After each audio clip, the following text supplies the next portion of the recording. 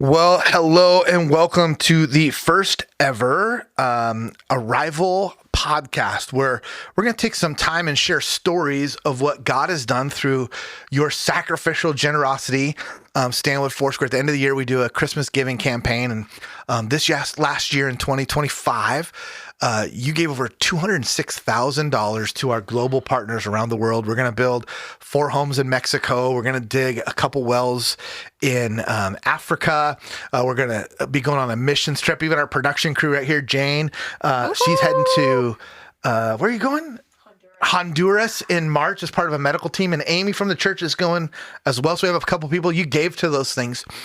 But one of the things we want to talk about today, one of the exciting global partners, is I have my friend Yulia here.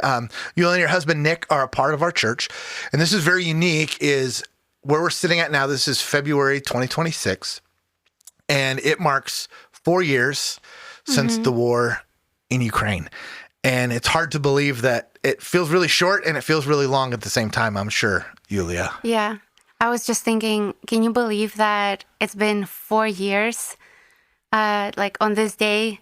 Because when we first started this whole everything that has to do with Ukraine, we had a conversation. We were like, well, we'll send this urgent aid, and then hopefully next month will be over. But yeah, we thought it'd be like a couple weeks long, and we're 4 years in. And it seems like the promise of peace is always just a promise. Yeah. That's kind of out there trying to work through it. But what we want to do today is I want to give Yulia an opportunity to share some extended stories. And there's no way this could even be contained in one episode or one conversation. I am humbled to be a part of what the Lord has done through you, church, and through Yulia. I have watched Yulia literally become a new person. When war could have been something that could have crushed you, could have made you bitter, could have made you angry, I have watched the Lord do something transformational in your life. And so it's really fun to have a front row seat of watching that. And so I think even today, as we share some of these stories, it's also what God's done in us too. And what's cool, Yulia, is you get to be a part of our church and our community. We were just talking this last week, and you're like, we're here. This is our church. And so this isn't just Yulia. This is us. This is what the Lord has allowed us to do. So Yulia, maybe just kind of even tell us a little bit of like how you grew up. Where did you grow up, and how did you even make it to the United States? Because you're Ukrainian by birth, and just kind of like how did you go from Ukraine to Stanwood, Washington? So I think I was 13 when I first came to the U.S., and it was like real cultural shock as I landed in New York from a small town of Rovstivode. And her town is really small. There's no way in and out of your little town. We've got the privilege to be there. Yeah.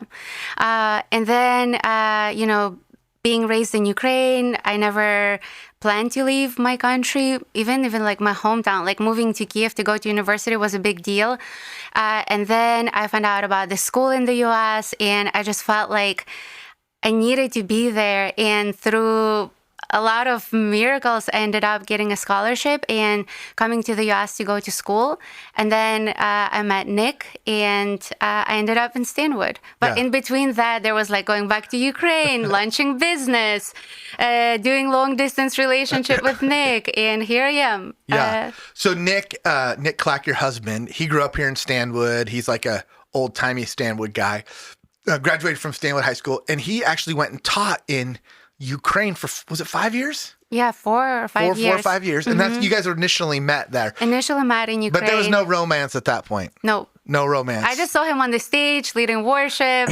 He was that popular guy that all the girls wanted to date. And except for Yulia, she's like not interested. But then years later, you guys connected, and you guys have been married for how many years now? It's going to be 7 years in September. 7 years. It's hard to believe. I got to be at your wedding out on Camano Island. That's the first time I met your parents. And really Nick and Yulia style, out on the beach, and then pizza afterwards for the reception. Brooklyn Brothers, which is long gone now here at Stanwood. But so these last 7 years. And then 4 years ago, Yulia, I remember the war broke out, and I don't remember what happened. I don't know if I reached out to you or reached out to me. And we just said, we got to do something. And I think it seems really big and overwhelming when there's a war far away. And it's hard to even recognize with all the political and global shift from there. But 4 years ago, it seemed kind of like it came out of nowhere for the West. But as I've grown, that war was an escalating thing for a lot of years leading up to that, as I've become more aware of some of those things. And Yulia, we as a church, we just said we got to do something. And so I think it was maybe 4 years ago exactly, I asked you and Nick to come on stage and we were going to pray for your country. Yeah. And we didn't even know what we were going to do, or we just knew we needed to do something. We had no idea how to respond. And you have family, your parents, your brother, and all your extended family is in Ukraine, right? Yep, all of them. And you got to be in dialogue with them, and things quickly deteriorated. Like food was gone, like within just a couple of days, right? Like all of the infrastructure kind of changed and shut down. So we just began to say, like, what are we going to do? Do you remember that kind of sense of like, go ahead? I actually remember, but not like, what are we going to do? Because a lot of people came to me with a question, what can we do? Yeah. What can we send? But I distinctly remember you came at the very early ages of war, like we're talking like first few days into war, and you said, how can we partner? And I think that changed now looking back and even like preparing for this conversation, it ended up being a true partnership. Even then, I didn't realize that. And yes, we sent aid, and yes, we brought teams, and we sent backpacks, but it was so much more than that. Like through this church, like it's a very unique partnership. There's Stanwood, 6,000 miles away. There is a little town of Tivode that this church has supplied with like tons of aid, distributed Bibles there. Like this church has invested so much in my town. And I think that's like a very beautiful example of true partnership. That's cool. Yeah, it was a partnership, because I think I know for me, I didn't know what we could do, but I knew we could pray. And so I think that first Sunday we just said, we're going to pray. And then your family has been in ministry for years and years. Your parents are just the most amazing, cool people in the whole world, not just because they had you, but for years, even during the Iron Curtain, before the wall fell, they were doing radio ministry and broadcasting the gospel into the Soviet Union, right? So they've kind of had this ministry throughout all of this. And so they're believers, they follow the Lord, and they've had ministry. And so they were ready and able to help and serve people, but they just needed some resources to do that. Yeah. And so I think that first Sunday we said we're going to pray, and then Nick was going to go, right? Because there was just some real practical needs of, like, people needed food. So the supply chains were broken. There's this like a few main highways, and because it's so early in the war, nobody knew what's happening. You know, they introduced like martial law. You can't leave outside of your house for more than a few hours a day. And then even you can't have lights in your houses before the blackouts even started. Because of bomb threats and all those kind of things. Yes. So I think it was like week 2 into the war, and no food would come into Zhovtivode because highways, checkpoints, like it's just such a mess at the time. And we spoke at church, and then we're like, no shipping companies are delivering aid to Ukraine. There's like real tangible need. And Nick, Gabe, Marco from our church, and Roman, they said like, we'll deliver those items personally. And we're like, how are we going to deliver it? We need I have like 2 suitcases. And we made the announcement at church. And next day, and like, just crazy how fast this church reacted to this immediate need and answered it. 50 suitcases showed up. If we could add pictures, there's some really cool vintage ones that I was like, oh, I want to keep that one. No, we were overwhelmed. We actually had to tell people like, stop bringing suitcases. Stop bringing suitcases. We filled 47. When I travel, somehow they always miss just one suitcase that I have. Out of 47 suitcases, they all made it into Ukraine and traveled after this like long distance. We flew into Poland, right? And then took them to the border, and your brother met them. But what's amazing, not only those suitcases, but people gave enough to fill them all up with food and batteries and basic kind of survival needs. So it was like tourniquets, baby formula, diapers. And I have this really cool story. This woman, she was escaping from east because the front lines moved so quickly, and her town, like they were just like forced to evacuate, and she had 1-month-old daughter that she was breastfeeding, and she lost her milk because of the stress. She ended up in my hometown. Like, stores have nothing, no baby formula, nothing, no, like, even the hospitals and maternity hospitals didn't have any of that. She finds out about my parents' ministry, that they received some aid from US, and that night she got baby formula for her daughter. She was able to feed her, and then she kept moving, towards west, further away from war, and she left with one of the suitcases. Yeah, so it was amazing. Even when I got to go in 2024, you showed me like, oh, that's a suitcase that came over 2 years ago.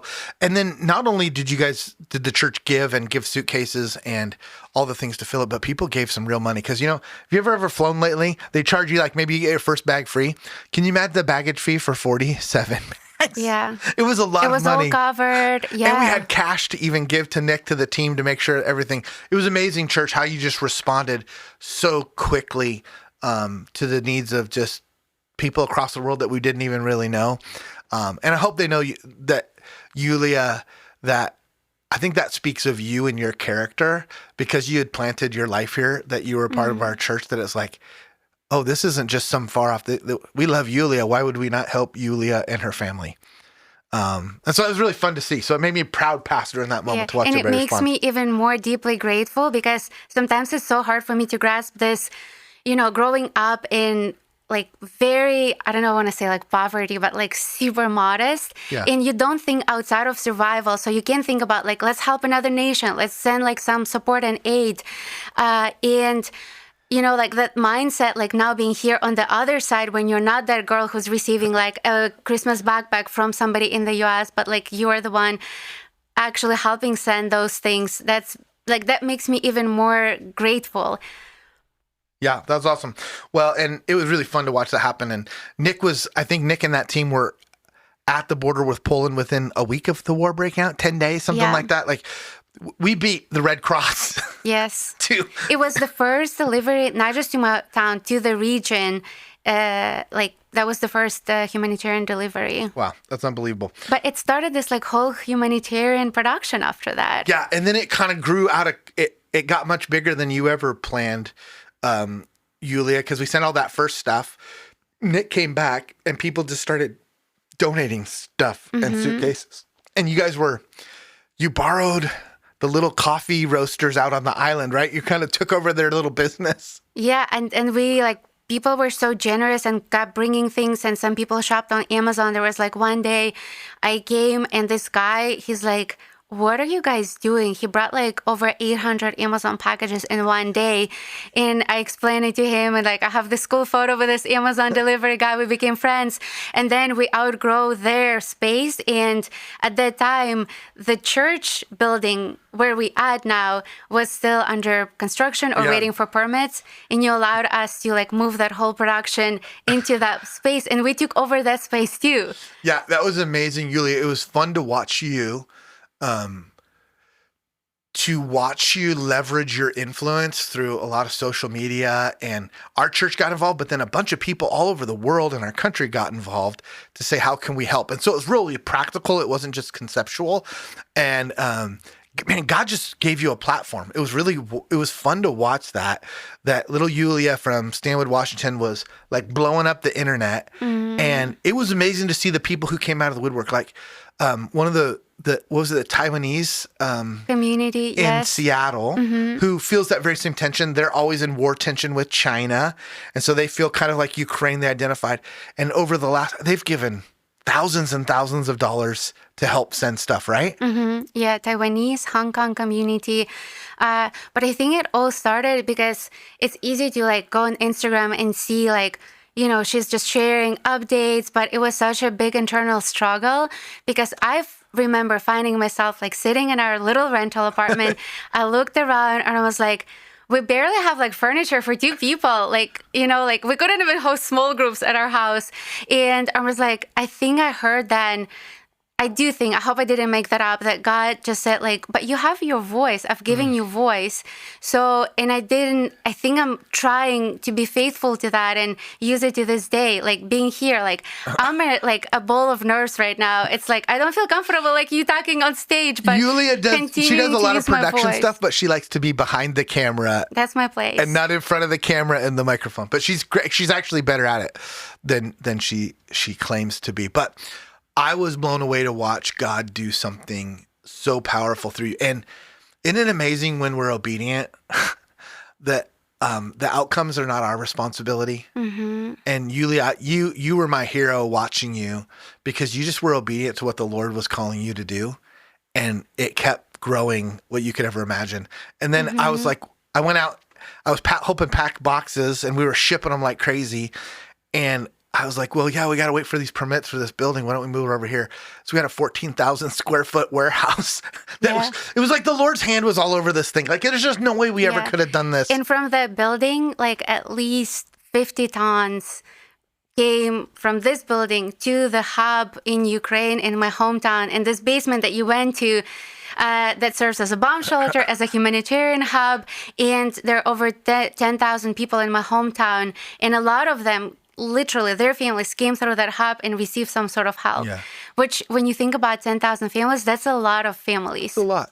Would you say that, I mean, when I got to go in the summer of 2024, I just had a sense like, I think our little community here in Stanwood, like, probably literally saved people's lives. You know, we can say that metaphorically, but I think we, like, what God allowed us to do, like, really saved people's lives. I can 100% say yes to that, because when you're there and you saw it, when you see a family getting from the bus from wherever they came from, you know, their town has been taken over. They have one bag, plastic bag. You don't even have time to pack a suitcase, which brings me back to the suitcases. One cool story that I remember, there's one girl who got the suitcase. Then U.S. opened this program, U4U, for Ukrainians to come here. She packs that suitcase, comes to the U.S., spends a year recovering from the loss that she experienced there, goes back to Ukraine with the same suitcase. It's like, isn't it crazy? So literally people were like saved by that. And tourniquets on the front lines. Think about it. Like, it's a saved life, literally. We were sending like wild stuff, water like purifiers. Water purifiers. And then a group of people, like this stuff that we just never would have thought of. Some people started going around and gathering bulletproof vests from police departments. I guess bulletproof vests expire after so long. Yeah. They're totally fine, but this for insurance reasons. And so we sent bulletproof vests to like the chaplains on the front line. Yeah, like 100 bulletproof vests and helmets. Yeah, wild stuff that you would just never think. I was like, yeah. I don't know if we should be sending bulletproof vests to. We didn't know if they were going to get through customs and stuff like that. It was like wild stuff the Lord allowed us to do. And then in total, I think you stopped counting after 125 tons. Mm-hmm. But man, the Lord brought Global Partners. This organization we started with, Matthew 25. Yes. They send humanitarian aid all over the world. They found out about you.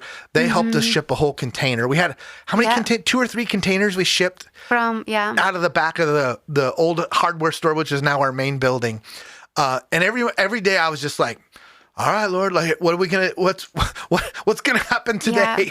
But it's just so cool because, you know, when I think trust, I think like, okay, God, I trust you. And then I was like, 3 minutes later, panicking. I was like, Nick, should I get another job? How can we afford another trip to Ukraine?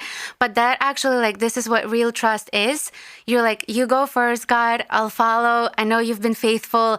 It's gonna like somehow, and God still shows up with like places we don't expect him to come from. I remember a couple of those times, Leah, like we had giant shipping bills. And we're like, how are we we have the stuff, people have given it, but how are we going to ship it there? And people would come in and write checks for $10,000. Yeah. And be like, all right, so generous. here's the money we have to take this trip and ship this container across the world to save people. And that lasted about 2.5, almost 3 years, 2.5 years of really sending humanitarian aid. And then I think we saw when war goes on, things shift a little bit, and a lot of those infrastructural things came along. And I remember we had a lot of conversations of recognizing, okay, what we did was really great, but now we're in a new season and we need to kind of shift what we do and how we work together. And so I was proud of you for being able to make a shift like that? Because it's hard sometimes, right? Because people want you to do something, but you realize that's not helpful anymore. We need to do something different.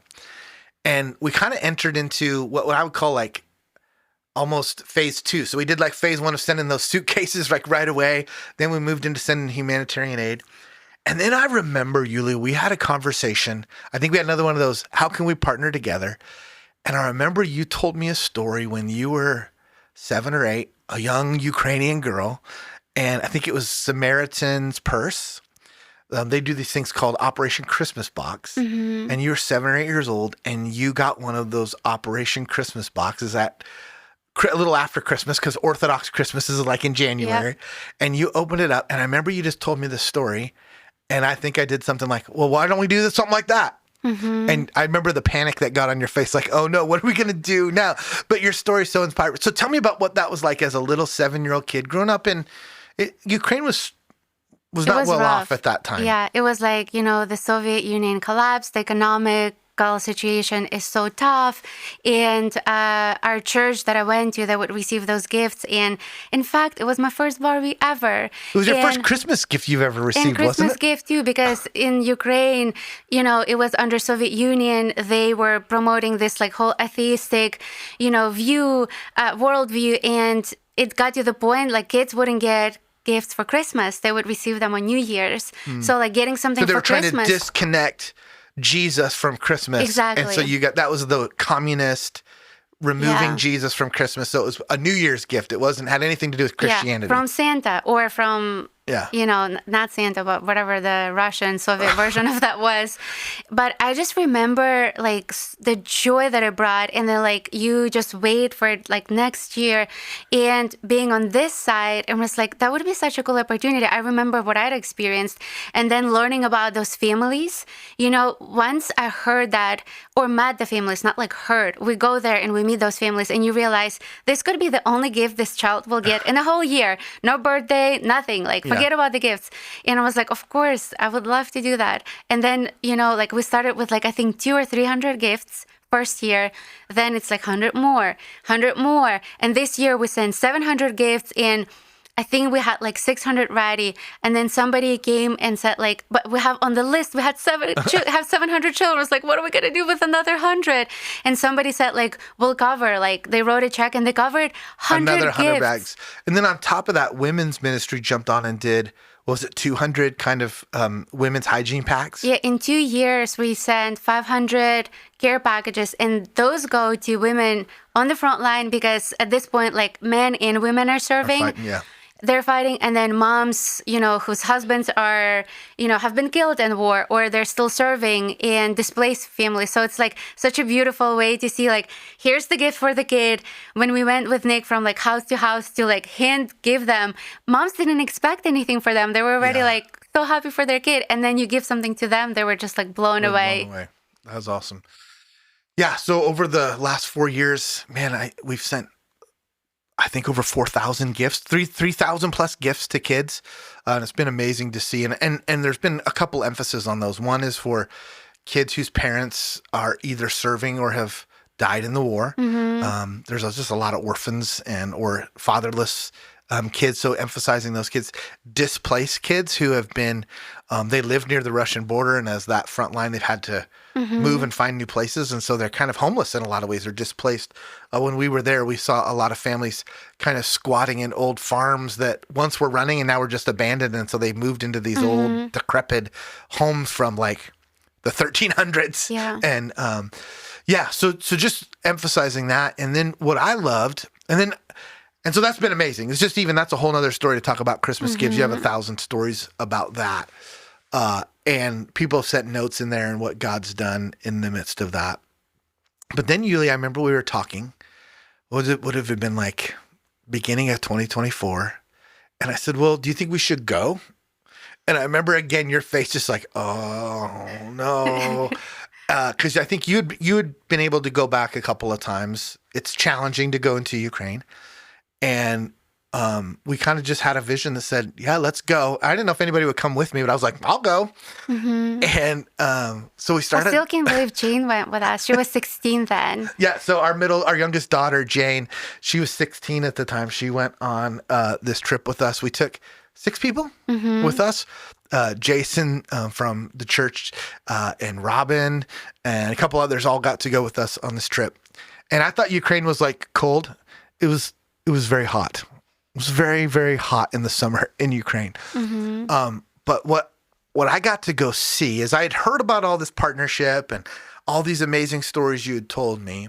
But there's something about when you get to go and see and touch and feel. And so it was an epic trip. We flew into Poland. And then getting across the border was like this Polish van driver, which we were pretty sure he might murder us, but it was okay. You weren't there to meet us. Well, I just remember watching on the news in the first night when you arrived to to Lviv, there was massive infrastructure attack and like rockets hit Lviv, and I'm texting, nobody's replying to me. I'm already panicking, and it's like jet lag. You guys all slept through it. But all the sirens are going off, and we're staying in this like massive old music school, and we didn't know what to do or where to go, and we're like, all right, I guess the bomb sirens go off all night in the middle of the night, and we didn't know what to do. So we were just like, but we made it through. We survived. But yeah, that was like, it was in the city where they hadn't attacked him forever the day we get there. And then we got on an overnight train in Lviv, and a Russian era overnight train. It's a different ball game. It was no wild. AC, I bet. No AC. Yeah, it was wild. But it was how many hours? It was like an 18, 20-hour ride, something like that. 16. 16. Yeah. It felt like 55 hours. Yes, but it was a 16-hour ride. They don't really provide food or anything, so you had to bring your own food, bring your own water. I'm glad Nick was there. We wouldn't have known that. We would have starved to death. We would have met. You took care of us. But then we arrived in the train station's kind of the town that's about a half-hour drive from your community. And I remember getting off the train and seeing you, and then I got to meet your parents. I met them at your wedding, but your dad just has the best smile in the whole world. And I remember he just ran up and ripped the suitcase out of my hand and hugged me and then carried it on and got to meet. Your mom's really dignified and professional, but your dad's just like, what's going on? And we got to drive into your village, and I began to see in the book of Acts, chapter 11, persecution, all this difficult things breaks out in the early church, and people go to Antioch and start telling people about Jesus, and they don't know what's going on and what's happening. So they send Barnabas, and Barnabas walks into Antioch, and he describes what the church is. He goes, and he saw the evidence of the grace of God. And it was very similar to that when I walked into your village, your community, your parents' ministry. I saw the evidence of the grace of God. Because what I saw is not just a family, your family, who has served the Lord through a war, but they'd been serving the Lord long before that. And so when the circumstances changed, they just continued to do what they've always done, to care for people. And there's no way we could do any of this partnership without your parents and their ministry and infrastructure to distribute all these things, to be amazing partners. And I was blown away and humbled to watch your parents and your legacy. And I was like, oh, I understand Yulia now. She's just doing what her parents had taught her to do. This is normal. You guys are wild, crazy. Like, we just trust the Lord and we're going to do stuff. And God's provided for your family for the last 30, 40 years. And so I saw the grace of God in all these different ways. And then what you may not know about Yulia too is she is an entrepreneur. So her and her brother started coffee shops in Ukraine. You guys have 4 sites in Ukraine now, and they're really good. We got to have a lot of coffee. And in the basement of one of their coffee shops is the bomb shelter and the distribution site from all of these things. So Yulia is a hustler. She's made all this happen. But would you just kind of talk about your parents and their ministry for all these years in the church that you're a part of, and how that was kind of the infrastructure that allowed us to distribute these things? Yeah. So you mentioned coming in the summer, and now it was miserable. I mean, like, ask anybody on the team weather-wise. But I was just thinking about this winter that Ukraine has experienced, and it's like -4 Fahrenheit. And what's worse, being extremely hot or not being able to warm? I would rather die from cold than heat. Okay. Well, we're going to Ukraine in the winter then. But it's been, for me, that trip was so special. And I think for the first time, because you see the problem, you fix it. And then sometimes it was actually something you said, like to my brother and to me, like him as being an acting chaplain now and being a part of armed forces of Ukraine, you will see those needs, but you're not going to be able to fix them. So you can be just present. And I think I still hold on to those words because I think that's what my parents' ministry is doing. They didn't leave, they stayed and walked through all those, very tragic situations. My mom once said, like, I find myself in like epicenter of grief, like 24/7. If it's not like somebody that was like killed in war, it's like your neighbors or somebody else, So I think that you basically taught me like the gift of presence, and that's what you brought to my hometown, my community, the church, and that's what I've learned too. And as far as the Bible Today and partnering with them, I feel like through the generosity of our church, arrival giving, you've enabled them not only to meet the needs of people, like tangible needs, like we're hungry, we don't have clothes, we've fed them, we've clothed them. And now, as you were saying, like we've moved to like what the ministry is, it's a Christian media ministry. And you did that already. But on top of that, like the church helped pay for audio Bibles that are being distributed to the soldiers on the front line. So imagine from 800,000 to 1 million soldiers, there's only 300 acting chaplains to cover them. On top of that, plus their families, plus, making calls, announcing the death of them, burials, and like all those things. But in the middle of it, they receive audio Bible, and there's hope in that. And there's so many cool stories that I want to share about that. Well, some of that stuff is even, we can't really share it publicly just because of the security nature of it. But I've got to see some videos of, so one of the projects we've done the last couple of years is give to audio Bibles, because kids, especially soldiers on the front line, they're hungry for the word of God. They're open to receive the gospel like never before, because they're literally, their lives are on the line. And so they're considering their eternity. And, this footage I got to show is packing audio Bibles, these little audio devices in these little boxes, drones getting up and dropping them, and these soldiers in the middle of these giant fields in a foxhole where they've been for weeks. Yeah.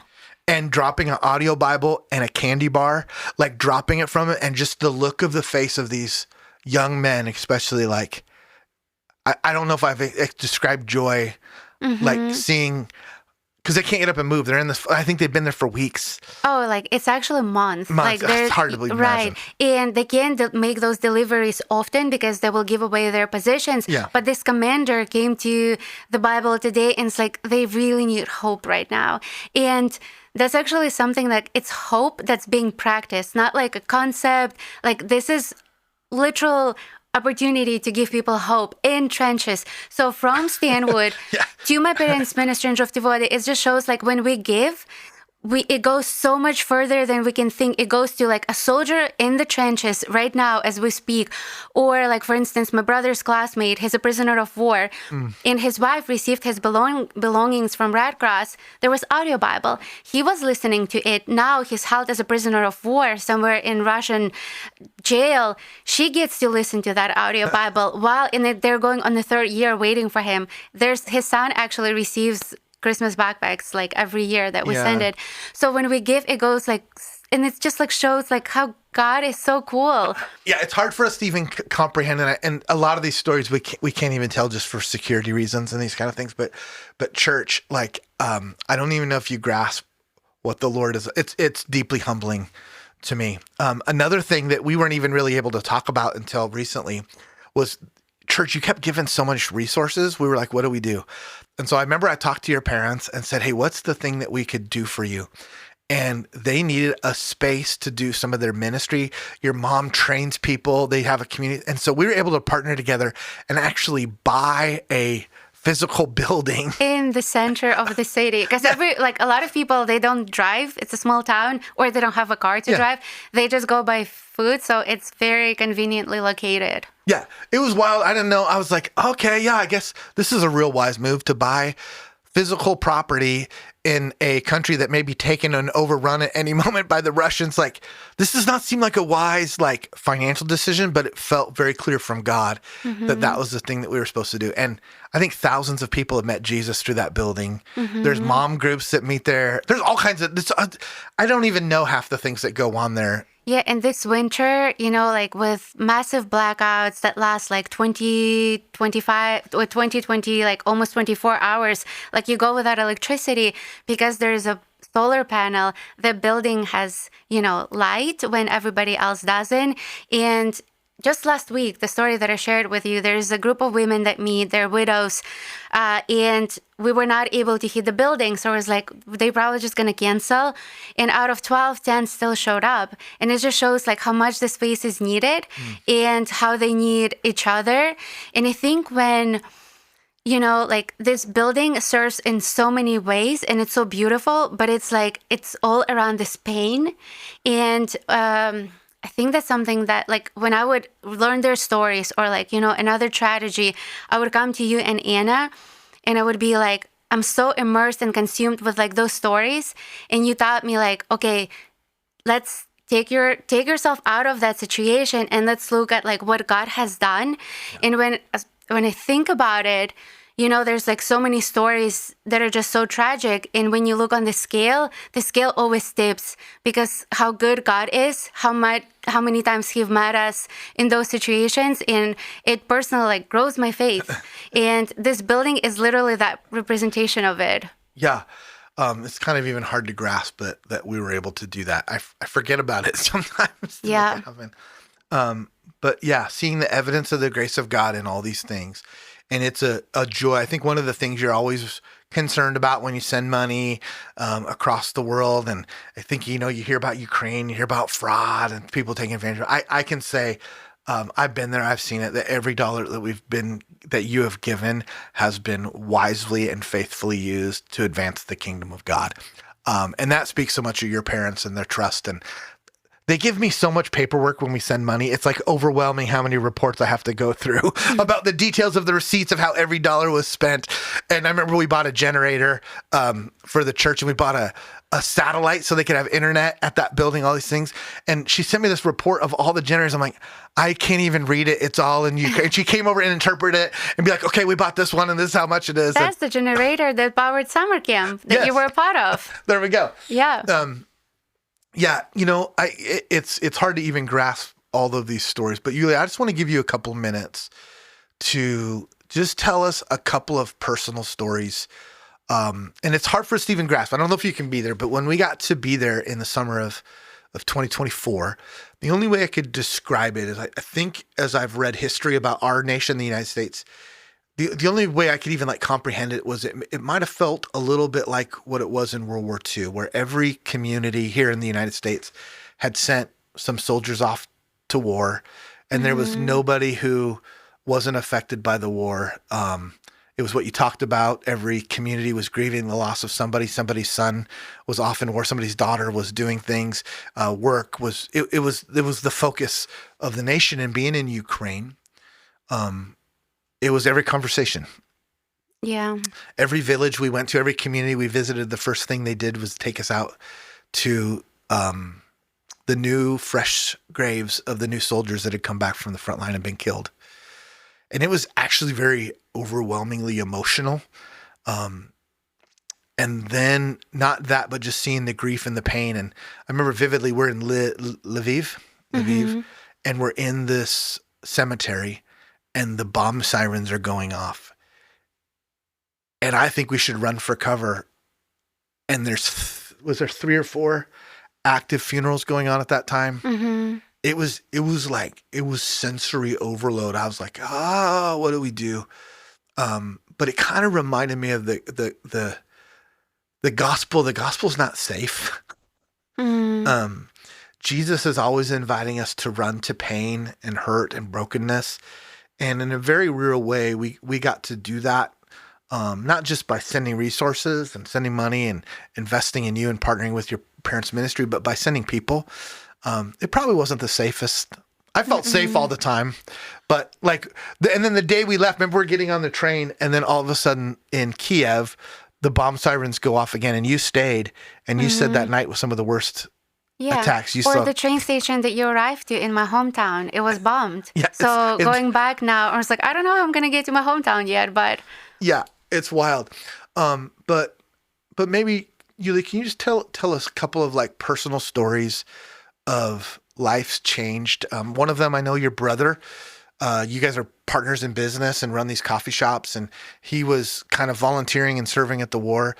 But the reality is, Ukraine's running out of soldiers, and he was drafted. Yeah, he was drafted, and it's kind of rough. He disappeared for how long was he gone? You didn't know where he was? For a few weeks, yeah. Yeah, he was like drafted and kind of like they just kidnapped him and took him away and subscripted him to war. And I know that was just a couple of months ago, and that was a pretty scary time. Yeah. Yulia's, that was a really scary time. And we were praying and trusting the Lord. And then you got to find out what he was like 3 weeks later. And your brother's a gifted individual, and he be able to become a chaplain. I think in the video we show on Sunday, you get to see Andre as he has a little kid at home.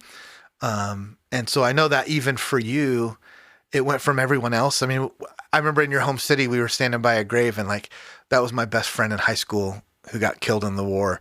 Like, it went from big conceptual global politics to this is real people, real brokenness and real pain. So one is I'm super proud of you for that. And it's even still hard for me to even process all of that.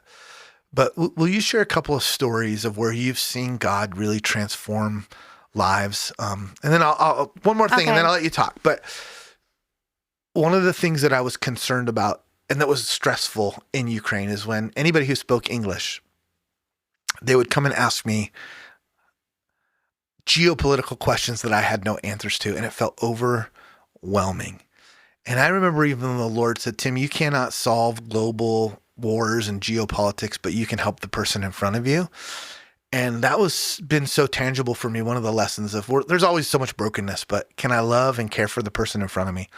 So tell some just stories about what you've seen and that we just want to share with people about what their giving has done to really change lives. Yeah, I feel like for me living here, sometimes it's hard to reconcile. I'm like getting up and going to work, and then I'm getting like a message that my brother was drafted, and then we don't hear from him. We don't know where he's going to end up. Are they going to send him straight to the front lines?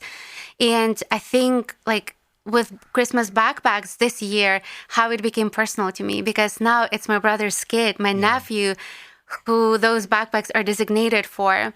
And, like through him going through that training and, there's a lot of things that are not ideal in Ukraine. And from him that I can even like learn how God is meeting him in his place. And it's also encouraging to me. He's been drafted. We've been like really praying and trying to trust God in like this way. And then he ends up being an acting chaplain, covering over 600 soldiers. And like through his story, his process, he shared that like he had some forgiveness to do because how he was drafted. It's not like you receive a letter. They like literally kidnap you. You're driving. He was returning from the rotation where he was volunteering. He was stopped at the checkpoint. They like threw him into the bus and then like held him somewhere. We don't know where, under what conditions, so he had some work to do in his heart, but it's cool to see how God is working in his heart. And now, with the project that this church is helping fund, it's the Lord's Prayer. And think about how up to date and how like needed it is for people in Ukraine. Like, what is the Lord's Prayer? Give us daily bread. You like literally like here, give us daily bread. Like I have a credit card. I go to the store and I give myself the daily bread. In Ukraine, it's like literally relying on God. And then forgive us how we forgive others. And there's a lot of, like for a nation that's been, like attacked and in grief and like so much loss. So what I'm trying to say is that in those situations, like God, the war and all those issues that you were talking, we can fix them. But in the middle of it, God is working in my heart. He's working in my brother's heart. Then he's the one going to those 600 soldiers and praying the Lord's Prayer with them. And our hope that, they would not just like repeat it after him, but like know what it actually means, that the God is the answer when nobody else can help. Like for years, if you think like somebody could help us, the war would be already over, but it's not. So I think it's like where God meets you as a person, not even like as a nation, but like because he's so individual to us. And yeah. And the church gets to be like a part of that. Yeah, church, you get to be a part of that. I know. That was one thing that struck me is, I know I was just there for a short period of time. I don't have the experience, but I thought one of the takeaways I thought is, even if the war ends tomorrow, we've talked about this since the beginning, there's a long process of forgiveness and healing, because war is atrocities. Mm-hmm. The worst humans can treat each other are displayed in war. Mm-hmm. And it is easy to get angry, to get frustrated. Even a lot of the little kids, one of the English phrases, we helped throw a summer camp when we were there, and any kids who spoke a little bit of English, one of the things they would run up, like thinking I'd be all excited, we hate Russians. That was one of their English phrases. And I get the sentiment, that's the enemy. But I thought that's a whole generation that's going to grow up with hatred in their heart. And that's not going to help anybody. It's not going to help rebuild a nation. Yeah. And I don't even know how to process that, but I was like, Lord, this has to be bigger than just food and clothing. And so one of the big projects, as you said, the Lord's Prayer, our project this year that you're giving is we're partnering with the Bible Today, your parents' media organization. Adding it to the Solar Bibles. Is we're giving some tangible material on the Lord's Prayer of teaching these soldiers, and we're equipping the whole, this is wild, we're equipping the whole chaplains of all of the Ukrainian army, the Ukrainian army chaplains with these the Lord's Prayer, so they can be equipped to serve the thousands of soldiers who they care for. And that's because of your giving. And it's so practical. Yeah. Give us, Lord, forgive us our debtors. And it's really powerful. And even at church, we're in the book of Matthew right now. We're going to be looking at the Lord's Prayer here right after Easter, I think. And so we're right in the middle of that, and your giving is going to impact that. It's hard to even grasp all of that. Because like you said, there's going to be like aftermath of war. And when you talk about internal impact, I truly think that our church in Stanwood, on this street, at this address, is being a part of that. So I just wanted to say thank you to everybody who's a part of that. Yeah, that's amazing. And a bunch of stories. Maybe we'll even get another episode together of just particular stories, but just amazing things. Like one of the things I remember you told me a story just even when we met a week ago, was I think Marie, one of the greatest ladies in our church. She's like the hero of heroes, just the coolest one. And she put together one of those women's gift packages, and she put a note and a card in there, right? And one of the things she threw in her care package was hair ties. Yeah. Right. And it went to a woman who's on the front lines. She's a sniper, and her hair kept getting in the way of her thing. And one of the things, Marie's package had some hair ties in there, and that was like her prayer, right? That somebody would send her hair ties. And Marie answered the prayer of some hair ties for us. So you wouldn't think about that, right? Probably the Army doesn't prepare for hair ties for sniper soldier women. And that's super practical, but it's just a reminder that God uses us in all different kinds of ways, even in the midst of geopolitical things, which we fully don't understand. And, I even know for you, Yulia, I've learned a lot about the history of Ukraine, and the nature of the conflict between Russia and Ukraine has helped me have a broader perspective on that. And we live in a world that things are so politicized, but for us, we just need to remember that this is not a political, it's a people. We're ministering to people, and our brothers and sisters in Ukraine, we have an opportunity to spread the love and grace of Jesus. And even one of those backpacks that says you're loved and believed in. Yeah. And that's what we say all around a time around here. So we can love in people halfway across the world, even in the midst of war. And even like the stories of the auto Bibles, even some of the Russian soldiers have gotten the audio Bible. So it's not just the Ukrainians, it's the right, it's unbelievable what God is doing. And I don't even know if we'll fully be able to grasp it Yulia. Yeah. I think you It's live kind of true. disassociated sometimes by how much the Lord has used you. So, hey, thanks for tuning in. Thanks, Yulia, for sharing with us. I think we need to come back into another episode of some other stories of just, we kind of needed to get the whole scope of what's happened. I think it was even helpful for us to realize Yeah. we haven't had a conversation like Yeah, this to be looking like, back and like that's a lot. It's not just the backpacks, guys. There's No. so much more and to that you're see part over of. the last 4 years and celebrate and remember and recognize. So, hey, look forward. We're gonna try to put out several episodes this year about your arrival, giving and its impact globally. So, thanks for tuning in. Hey, we love you and we believe in you. Will you say that in Ukrainian for us? Тебе люблять і в тебе вірять. Yeah, I love you. Hey, thanks for tuning in. God bless you. Thanks, Yulia. See you later.